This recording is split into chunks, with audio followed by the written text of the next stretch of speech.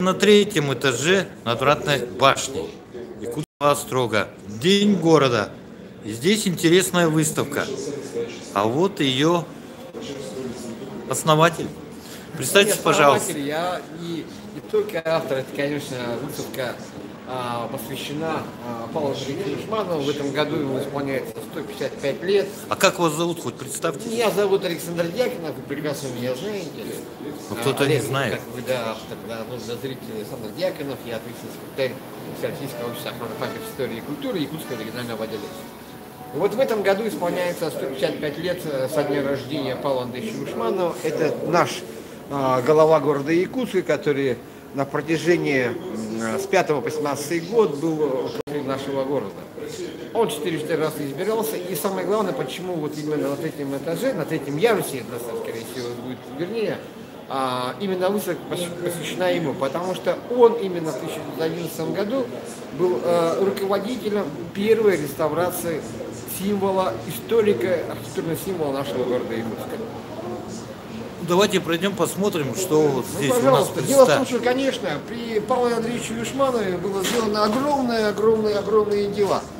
Дело в том, что он как раз именно был соратником Ивана Ивановича Крафта, очень знаменитого губернатора, который оставил огромный след в истории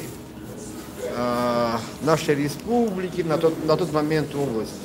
В его момент были построены как раз первая электрическая станция, была построена библиотека. Вот эта библиотека, да, она до сих пор стоит, нет? Она, да, это есть, это вот знаменитая библиотека имени Пушкина. На проспекте Ленина. Теперь называется на имени Пушкина, да. Ага. Также было построено первое, не то что первое, а очень крупное здание реального училища. Кстати, ну, к сожалению, это впоследствии оно находится, в общем, не очень хорошем состоянии. Также, как я уже говорил, что была отреставрирована башня надвратная, символ нашего города Якутска. При нем был именно первый сквер был просто-напросто организован. Первый сквер как раз вот нынешняя площадь Дружбы, где вот сейчас на данный момент стоит бюст Ивана Ивановича Крафта. А вот как раз Павел Андреевич Юшманов принимал активнейшее участие в строительстве и подготовке к запуску именно городского сквера города Якутска. Дело в том, что до 18 года в городе Якутске не было вообще сквера. В смысле понятия сквера? Не было вообще. То есть это именно они сделали сквер, то есть, понимаете, сейчас площадь Дружбы, да? Вот она как раз вот стояла башня, вот надвратная башня, она стояла, это ее родное место. А что ж тогда было-то? Ничего не было. Были палисадники исключительно. Не было зоны, так называемые, сейчас мы называем, благоприятная среда. Помните, нам все рассказывают про... Сейчас у нас действительно много. В рассказах, рассказ про Муму, помните, там говорят так, что помою прямо на дорогу. Так, что ли, было? Ну, не так, конечно. Ну, а что, в свалку где-то было? То есть, в любом случае, работали городские службы, да, и они, конечно, исполняли такие вот исключительно какие-то горожане должны были исполнять санитарные нормы. Но прямо такого, чтобы у нас прямо на улице можно было вывалить, это, конечно, может, это было, но, наверное, скорее всего, именно в 19 веке, но уже не в 20-м. Вот эта фотография что означает? А это как раз вот дело в том, что при Павле Андреевиче Юшманове, здесь вот на фотографии он как бы он вот в шляпе, да? Да, при его, опять же, участии было построено реальное училище. А эти вот ребята, это как раз вот именно воспитанники Якутского реального училища. А можно, Александр, все-таки объяснить нашим, что такое реальное училище? Ну, реальное училище, это училище, ну, почему оно называется реальное, да? Дело в том, что именно в реальных училищах, не только в Якутске, а вообще по всей тогда России, там не преподавали ненужные предметы, понимаете, это мертвые языки, греческий не преподавали, то есть более реальные вещи, то есть физика, математика, русский язык, английский язык, немецкий язык, это на выбор было, то есть то, что нужно на данный момент, поэтому называлось реальное. А не от того, что ремесло там было и профессия? Нет, ну обязательно, конечно, реальное училище это не профессиональное училище, это просто один из частей образования. А уже после этого, после реального училища, они имели возможность поступить уже в университет и в институт. И вот вы хотите сказать, что в реальное училище, появившееся в городе Якутске, дало толчок нашей якутской интеллигенции. Я правильно понимаю? Ну да, конечно. Дело в том, что в реальном училище учились именно ну, как бы будущие, да, создатели и руководители нашей Якутской ССР. В том числе и Платон Аюрский, и Барахов, и Амосов, они все выпускники как бы прогимназии, но вот уже как бы прогимназии, потом идет реальное училище, а потом уже в последующем они могли поступить уже в якутскую учительскую семинарию. Поэтому это целая плеяда наших организаторов нашей Якутской ССР, они учились именно в этой среде. Вот следующие фотографии, да, которые посвящены, они о чем говорят? Они говорят именно о том, что мы эту выставку посвятили исключительно той эпохе, именно тем годам, когда именно Павел Андреевич руководил нашим городом.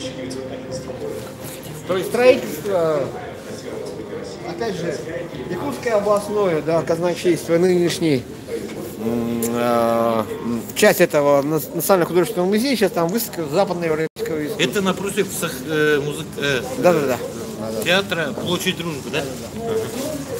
А вот это что за фотография? Вот это? Ну, это очень интересная очень фотография. Это день полкового праздника Якутского городового казачьего пешего полка тогда на тот момент. Это снимок сейчас как называется? 12-го года. Ну, я не могу сказать сейчас, по-моему, просто Якутский казачий полк.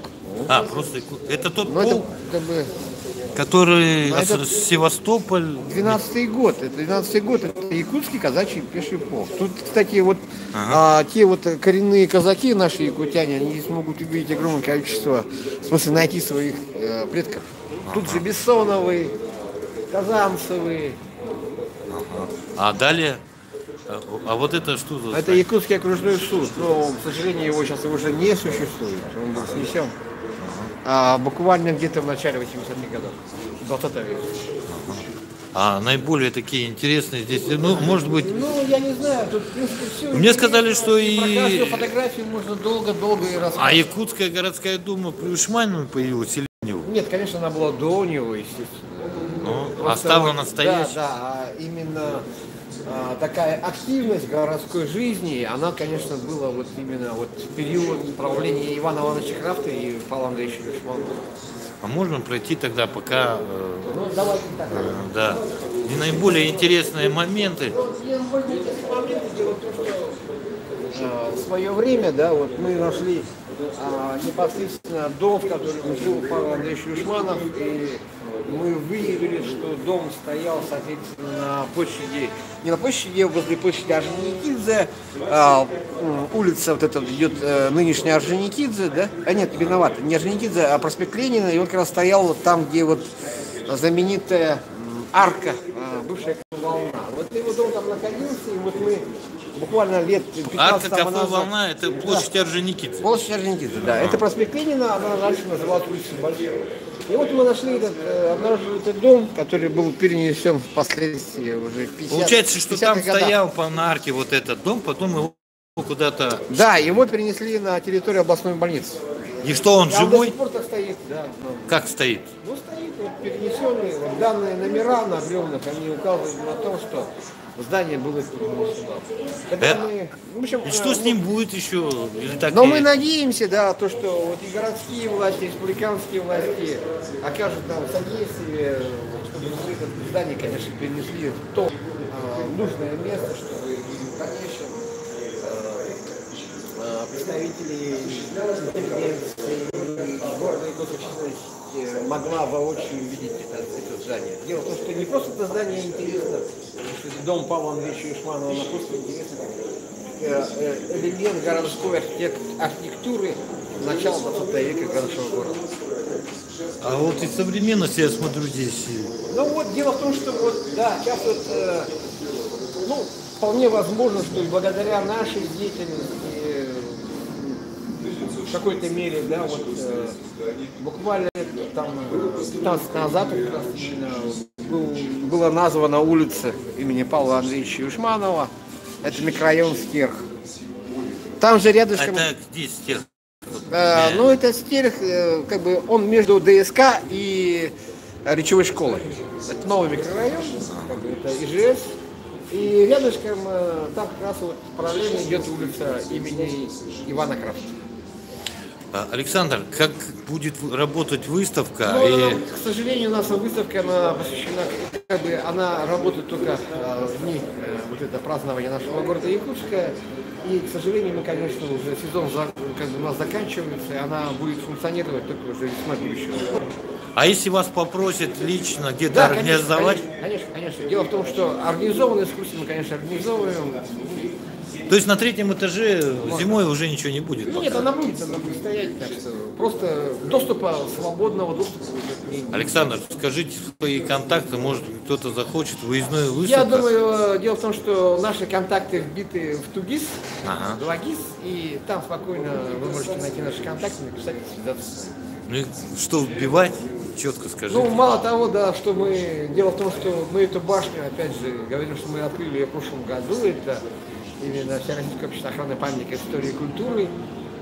Мы ее, то, что открыли, мы дали ей второй глоток жизни, так сказать. Теперь у нас, вот, вы, наверное, заметили, и первый, второй этаж, да, они теперь живут.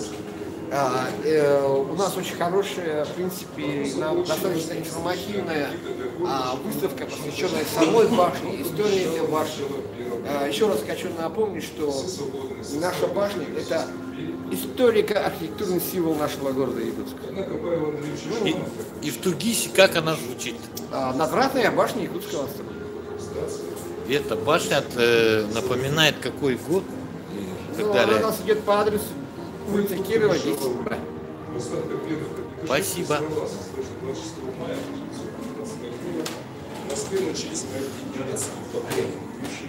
Сейчас.